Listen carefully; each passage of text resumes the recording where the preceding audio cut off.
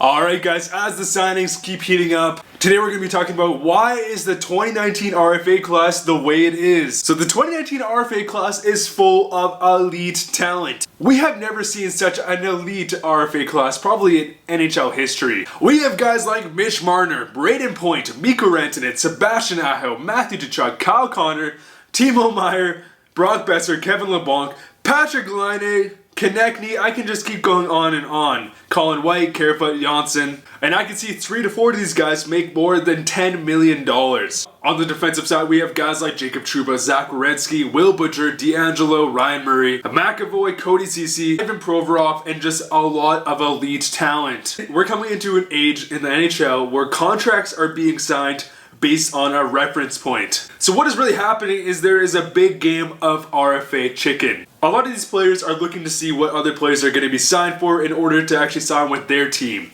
But what's ended up happening is no one is signing because everyone's playing this game, and therefore it is creating a lot of drama, a lot of tension. So when one guy signs a contract and there's another guy within the same age range, within the same point production, they're going to base that contract to their own. And it's a really good way for agents to negotiate their guy's contract. So especially for a team like the Toronto Maple Leafs, who obviously have John Tavares, Austin Matthews both being paid over $10 million.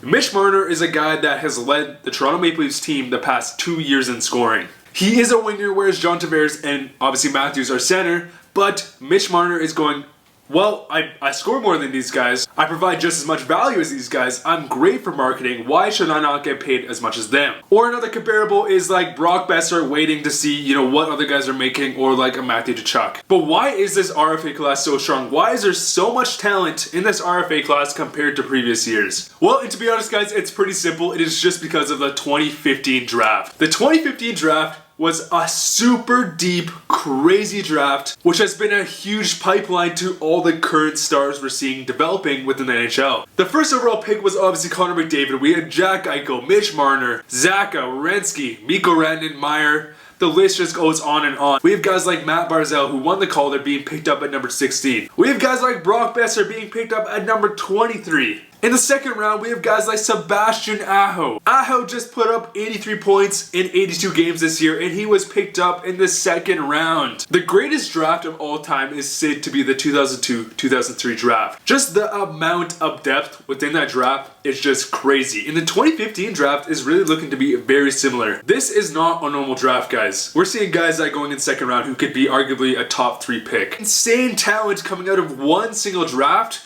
It's really overlapping all the RFAs, and we're in this huge situation now where all the teams' RFAs contracts are up and they're like, we want to get paid, man. The crazy thing is, guys, is the 2019 draft that just happened, obviously with Jack Hughes, Capo Caco, is very similar to the 2015 draft. The 2015 draft was a draft where a lot of first round talent went into the second round. And the 2019 draft, the draft that just happened, is honestly just as deep as this draft. The 2019 draft saw so many first line talents go into the second round, it's just crazy. We had a 50 goal scorer in Arthur Kaliyev fall all the way into the second round. That is just insane. But when looking back at this draft, the 2015 draft was just crazy. And of course, it was headlined by our guy, the best player in the NHL, Connor McDavid. But the crazy thing is, guys, is I don't know whether it's because the NHL is comparing itself to other leagues, but it really seems like we're getting too top heavy. It's great and it's bad because honestly, I think these players deserve just as much money as other teams. It's great and bad because honestly, these guys, they deserve to get just as much money as other leagues in the world. And what's been happening, obviously, is